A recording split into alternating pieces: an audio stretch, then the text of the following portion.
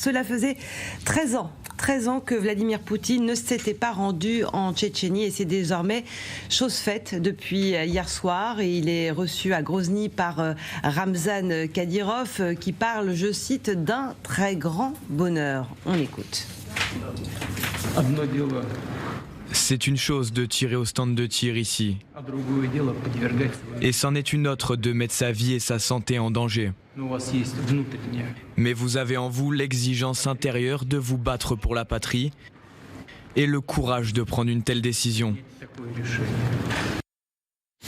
Voilà Vladimir Poutine qui a salué cet accueil chaleureux de son allié Ramzan Kadyrov et qui le remercie du soutien qu'il lui apporte et notamment des renforts en termes d'hommes. On continue à en parler avec toujours autour de la table Catherine Gentil, Lucas Manger, Vincent Crouzet et également Denis Kataïev. Peut-être qui veut se lancer pour resituer un petit peu la Tchétchénie, cette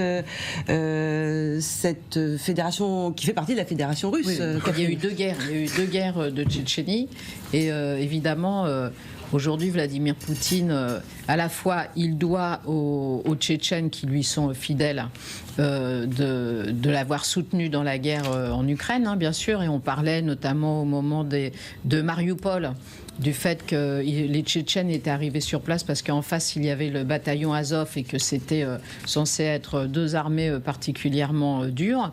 Et puis ça lui permet aussi d'appuyer beaucoup sur tout ce qui concerne le terrorisme, parce qu'il y a eu des opérations terroristes menées par les Tchétchènes, la plus célèbre étant la prise d'otages à Moscou, où il y avait eu des centaines d'otages et d'ailleurs des dizaines, si ce n'est des centaines de morts quand les forces spéciales russes avaient donné l'assaut parce que elles avaient voulu utiliser un gaz pour endormir les gens qui étaient présents sur place et ça avait été mal fait, donc de nombreuses personnes étaient mortes.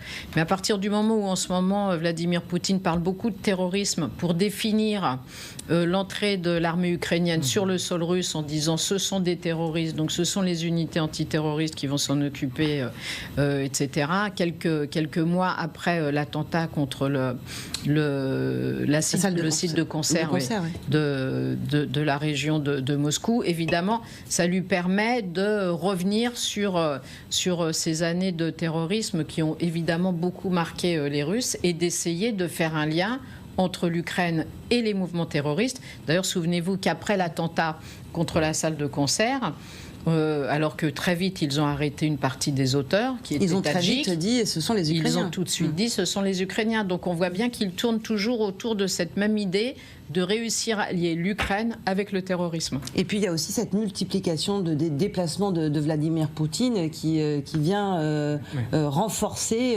les soutiens dans sa guerre contre l'Ukraine. Oui, sa galaxie après l'Azerbaïdjan, effectivement, ces 2 derniers jours, il n'a pas modifié son agenda de manière extrêmement surprenante. Ça, comme il a été lui-même surpris par l'offensive de Koursk, qu'en fait il la minimalise. C'est intéressant ce que disait Catherine, parce qu'effectivement, dans l'imaginaire russe, les Tchétchènes, c'est la prise d'otage au théâtre de la Dubrovka en octobre 2002. Et ce qui est intéressant aussi, c'est que ce sont les forces spéciales du FSB qui étaient intervenues effectivement de manière très brutale, notamment avec des gaz incapacitants, mais qui avaient tué énormément d'otages.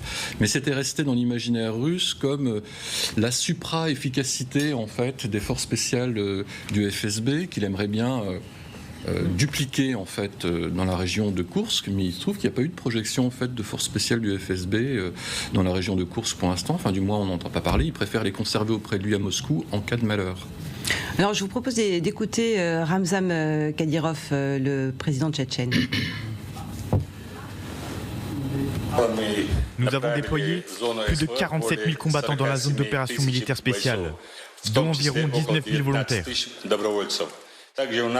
Nous disposons d'une réserve de plusieurs dizaines de combattants entraînés et équipés, prêts à partir dans la zone d'opération militaire spéciale à votre premier ordre. C'est un soutien de poids. Oui, c'est un peu bizarre parce qu'on s'appelle un bataillon de Kadyrov comme un bataillon médiatique, mais un bataillon de TikTok, parce qu'ils font beaucoup de propagande sur le front, mais pas de bataille. Et y compris M. Prigojine qui a dit ça. Et avant l'opération de Prigojine. Et c'est-à-dire que, par exemple, M. Aloudinov, la porte-parole aujourd'hui de bataillon Ahmad, le bataillon tchétchène, il toujours voit qu'à Koursk, dans les régions frontalières, il n'y a pas de soldats ukrainiens. C'est calme à Koursk. Il parle toujours sur TikTok, sur Telegram. C'est-à-dire que Kadyrov aujourd'hui, oui, bien sûr, il est proche de Poutine, il est très fort, mais en même temps, il est affaibli parce que c'est toujours la guerre médiatique. Il est plus fort en communication que sur le terrain, c'est ça que vous dites. Voilà. Et c'est pourquoi Poutine est arrivé en Tchétchénie. Et c'est pourquoi il est arrivé première fois depuis 2008, et première fois à l'école, où on a eu un attentat à l'école de Beslan en 2004. C'était la première fois à l'école, Poutine. Et avant 2 semaines de mémorial de l'anniversaire de l'attentat. C'est-à-dire que oui, il est arrivé pour comparer aussi, c'est aussi l'opération médiatique pour comparer les Ukrainiens avec les terroristes. Lucas ? Oui, il y a aussi une dimension, dans les dimensions symboliques de la Tchétchénie. Il ne faut pas oublier que la Tchétchénie est aussi ce qui a amené d'une certaine manière Vladimir Poutine au pouvoir. Donc revenir aujourd'hui en Tchétchénie est une manière de boucler quelque chose. C'est-à-dire que les 2 guerres importantes de la Tchétchénie, parmi les longues histoires des guerres de la Tchétchénie, c'est 95 et 2001. Et c'est ce qui a permis, peut-être d'ailleurs sur un mensonge au départ, et ça l'histoire le dira, quand il y avait eu une série d'attentats à Moscou, dans des immeubles à Moscou, attribués par Vladimir Poutine et des Tchétchènes, qui déclenchent la 2e guerre de Tchétchénie, et une opération d'une brutalité inouïe, dans laquelle il faut s'en souvenir, ça remonte maintenant, hein, mais le Grozny, la capitale, a été intégralement rasée, et Poutine installe au pouvoir celui qu'on voit aujourd'hui, Ramzan Kadyrov, qui est le fils d'un grand leader indépendantiste tchétchène, qui est d'une certaine manière une sorte de mercenaire à la solde de mercenaires d'État. Enfin, c'est donc pas un mercenaire, mais une personnalité aussi très fantasque. Il y a 2 jours, Ramzan Kadyrov, la veille de l'arrivée de Poutine, hein, il circulait dans les rues de Grozny avec une voiture. On va la voir parce qu'elle est vraiment. Non, mais transition. Non, c'est même pas une transition, c'est que ça tombe à propos et que je savais pas qu'on allait la montrer, mais c'est très révélateur. Le côté fantasque de ce personnage. On peut la voir, s'il vous plaît. Voilà, cette image, c'est le fameux Cybertruck. Et donc Kadyrov prétend d'ailleurs dans cette vidéo que c'est Elon Musk lui-même qui lui a offert ce modèle. Alors j'ai oublié le nom de ce modèle, qui est un modèle. Alors c'est le Cybertruck. Voilà, mais qui existe aux États-Unis, qu'on voit rouler parfois sur des routes américaines, qui est une espèce de monstre de technologie, et voilà, qu'il a équipé d'une mitrailleuse, et il a dit que c'était Elon Musk lui-même qui lui avait offert cette voiture. Musk, tout fantasque qu'il est, a quand même démenti, disant non, j'ai rien à voir avec ça, et j'offre pas des voitures équipées d'une mitrailleuse à Kadyrov. Mais c'est pour dire aussi, le Grozny, pour y avoir été plusieurs fois, est quand même un endroit très particulier aujourd'hui. C'est reconstruit intégralement. Kadyrov a mis ce pays en coupe réglée. Ça ressemble à quoi ? Aujourd'hui, ça ressemble à une ville extrêmement moderne. Tout a été rasé en 2001. Ça ressemble à une ville extrêmement moderne, bâtie sur les ruines de la guerre, avec encore quelques bâtiments, ce qui reste de bâtiments, notamment d'édifices religieux, mais qui ont été... Tout ça a été gommé. C'est presque un décor aujourd'hui. Oui. C'est un décor à la gloire de Kadyrov et à la gloire de Poutine.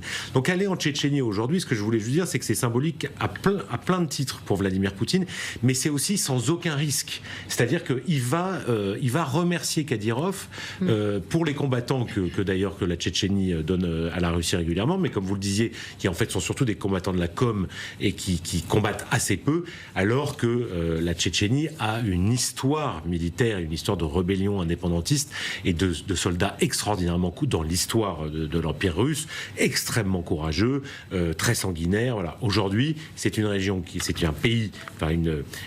russe qui est à la solde de Vladimir Poutine, mais où la plupart des problèmes de fond n'ont jamais été réglés. C'est symbolique. Est-ce que ça peut aller au-delà, cette visite du symbole ? Non, pas vraiment, parce que là, il est question de vassalité, il est question de remonter le moral à ce malheureux Kadyrov, parce que le bataillon Armat a pris cher quand même dans l'invasion de la région de Koursk. Ce que disaient David et Lucas est extrêmement intéressant, dans la mesure où, effectivement, en termes de faits de guerre, on n'a pas beaucoup vu les Tchétchènes. On se souvient au moment de la mutinerie de Wagner, il y avait cette fameuse poussée tchétchène, il y avait une colonne tchétchène qui remontait sur Rostov-sur-le-Don. En fait, on les a jamais vus. Ils sont arrêtés à 20 ou 30 km de la ville et ils n'ont pas combattu. Donc, non, tout ça tient un petit peu du folklore. D'ailleurs, je trouve que Ramzan Kadyrov en égérie de Tesla, on peut trouver mieux quand même. Pas sûr que ce soit la meilleure publicité pour Tesla. Pas trop sexy. Non, mais sur le terrorisme, on se souvient d'une phrase célèbre à l'époque de Vladimir Poutine. Quand il voulait aller les buter jusque dans les chiottes. C'est vraiment les mots tels quels. C'était là où il avait justement travaillé son côté mal alpha, à qui personne ne résiste en termes de terrorisme, de lutte armée contre la Russie. Donc, des tout deux ça côtés, il y a un déballage de masculinité plus. Ah oui, c'est mais Vladimir Poutine a construit viriliste. son personnage sur la Tchétchénie. Il ne faut jamais oublier cet aspect-là.